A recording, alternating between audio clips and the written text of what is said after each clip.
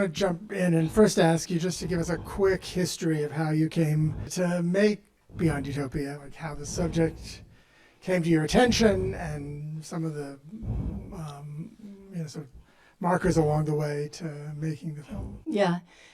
So initially I was approached by my producers on the film. They had acquired the rights to Hyeon-seo Lee's memoir, The Girl with Seven Names, which was about her defection, which had happened more than 20 years previous. And, initially I was really reticent. I mean, like hesitant. I didn't understand why they were coming to me. I had worked with them as an editor on a documentary and also a narrative. And they'd seen a film that I had directed, a documentary I directed and edited.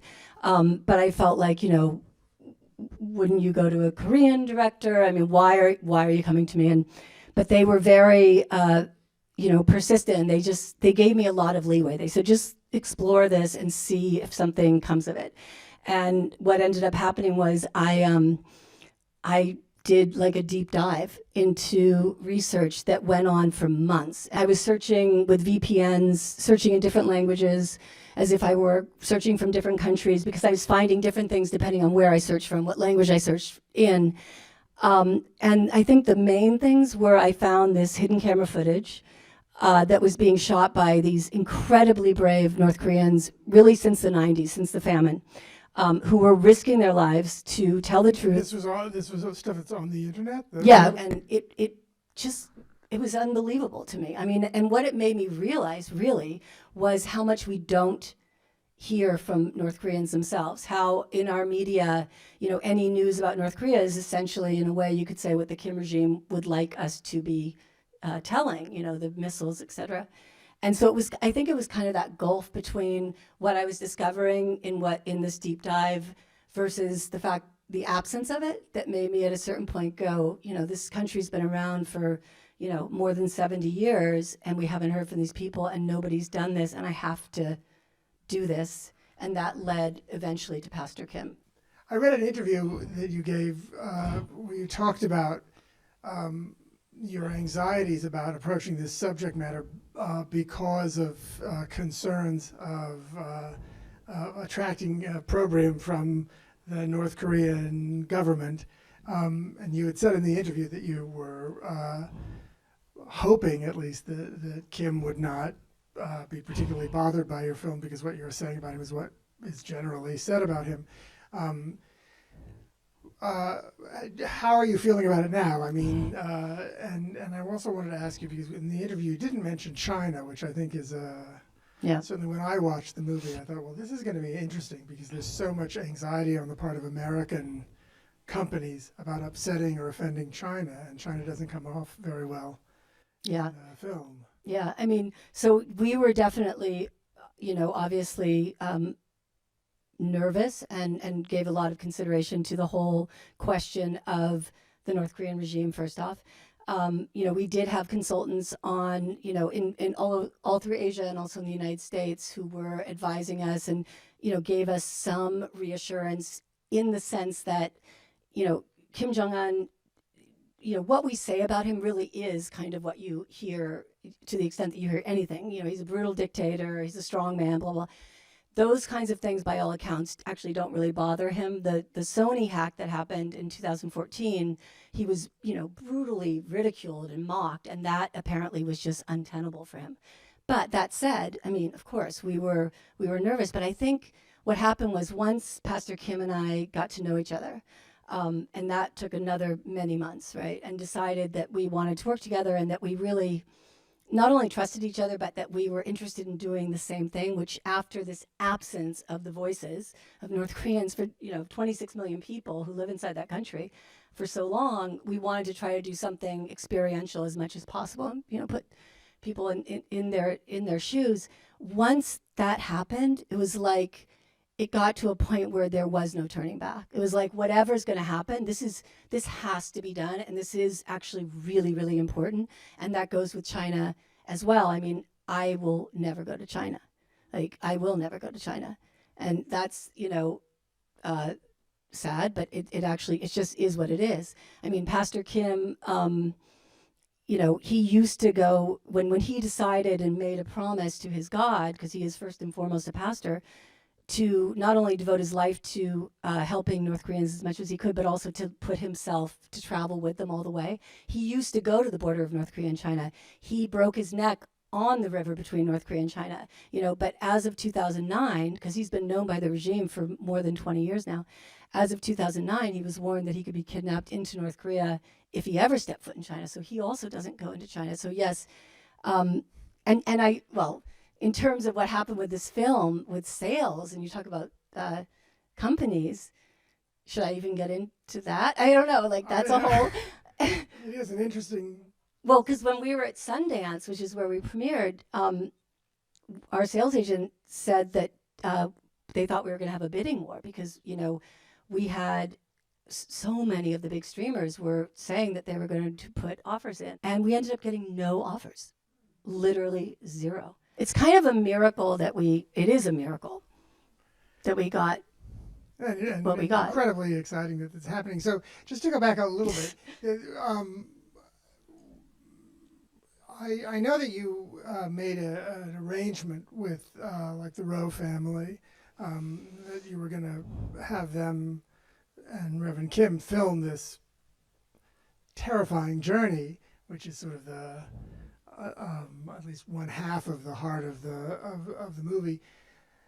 A, not knowing how it was going to turn out, and B, not being able to ask them to continually re-up their sort of approval, their permission to let you use the footage. So you had to wait until the whole thing.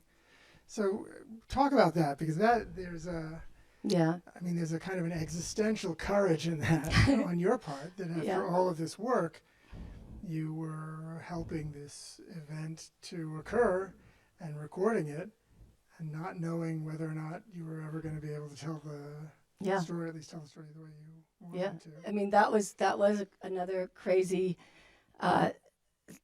thing, peculiar in my experience anyway to this film, which was that, you've got a family who, fled for their lives over the river from North Korea into China, knowing that's the way out, but really not even knowing what the geography is, where you go from here. I mean, incredible luck that led them to actually encounter someone who ended up being sympathetic, and they ended up eventually meeting Pastor Kim. But, you can't ask a family like that or assume or even accept consent. So we knew that we had to go into this knowing that we may very likely not be able to use anything that we were shooting. But this was something that we talked about so much with Pastor Kim and also our consultants and obviously our financiers who had to be on board. But the only way to try to make a movie like this, right, was to take the risk that we might not be able to use anything that we were shooting.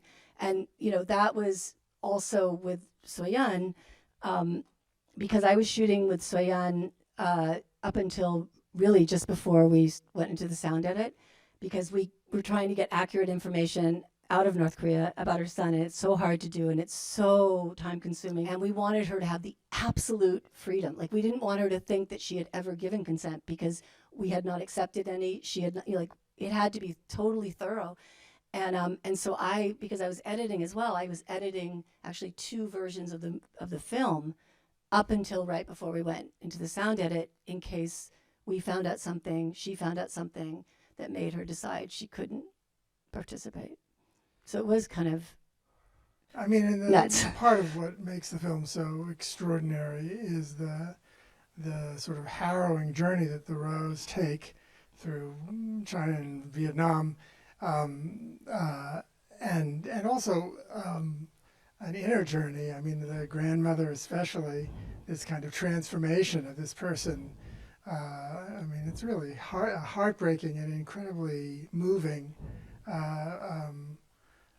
awakening that's been recorded, but with a sort of a happy ending. And then Soyeon's story, which is just completely devastating, and her willingness to share that agony with you, and the intimate tragedy that you're watching. So, but the Rose and Soyeon have both embraced the film, as I understand it, since it was released, right? Yeah, I mean, the Rowe family, Soyeon and Pastor Kim, were all with us at the premiere. Soyeon and Pastor Kim have been with us most of the fall. They've been with us in, California, New York, DC, Boston. They've been with us in Europe, in London. Mama Rowe was with us in New York a few weeks ago. So we're all, this film is really their film as much as anyone's, and they are so invested in, advocating for the people of their country, But I mean, a lot of documentary filmmakers could say, this is really their film. Right. In fact, most of them do. Right. But I mean, so they feel true. that. They But feel it's so that. true Yeah. of this film because of the intimacy of it, the handheld camera, the fact that they're actually participating in the filming of it. I mean, I love the stuff where Reverend Kim is explaining how to film the people in the that they're bearing witness for themselves in it, and it's there's a kind of generosity of spirit in the middle of these incredible travails. But one thing that I don't know that has been sufficiently appreciated that I really love about it is that with Soyeon's shattering story and the Rowe's incredible epic journey, which bring you deep inside a refugee experience in a way that nothing that I've ever seen does. You've woven in this kind of pocket history of how the horror of North Korea came to be. And I think that that's a brave and kind, because it would have been, the last time I watched the movie, I was thinking, could you have extracted that? But for me, it gave a kind of wonderful tension. I mean, and it is really interwoven. I mean, you're in the jungles, in the rainforest in Vietnam, climbing those fucking mountains with these people, those girls who are just tear your heart out. And then suddenly you have to, you cut to people who are, perfectly okay now remembering, and also your voice describing in newsreel footage of the history of of the Korean War and North Korea.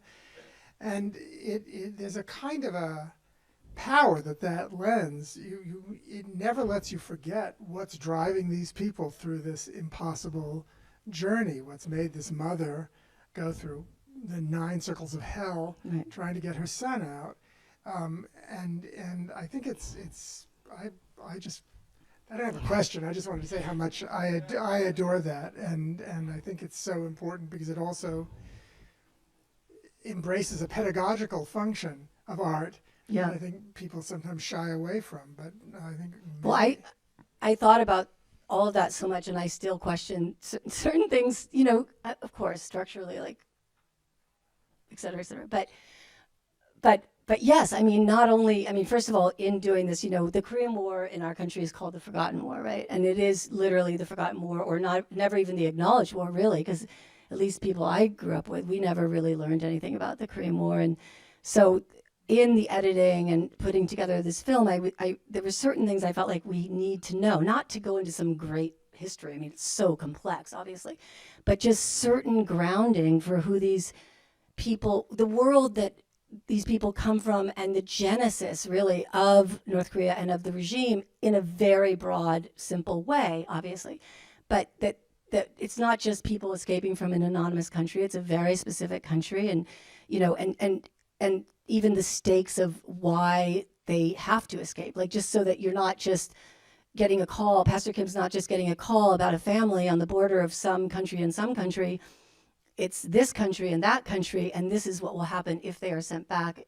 Like, that was important. And then the other thing, because I was in Southeast Asia, we were not in China, but we were in Southeast Asia with them, we weren't able to really spend time, obviously, because we really didn't know what was around the next corner, et cetera, to really delve into or have like sit-down interviews the way you would have in a documentary, right? And so really it was in Laos, where we were still not safe, but we were able to spend, a substantial number of days and actually do more traditional interviews where we really got to talk to everyone and where you see grandma and all that.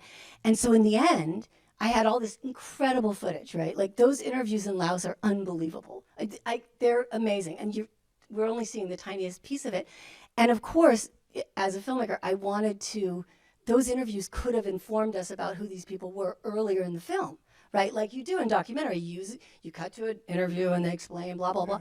But in this film, I knew that if I cut to that interview, first off, it would like indicate subconsciously to people that they're safe, that they got somewhere safe.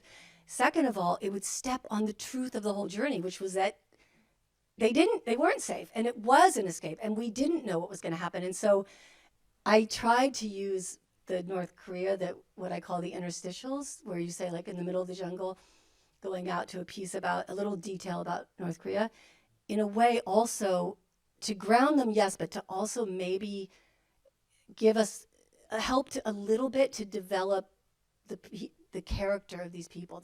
Because by going out to a specific thing about their lives in North Korea, we come back to them. They're still in the jungle, but you know a little more about them because you know a little more about where they came from and what they went through. So that was the other thing I was trying because, well, yeah. Oh.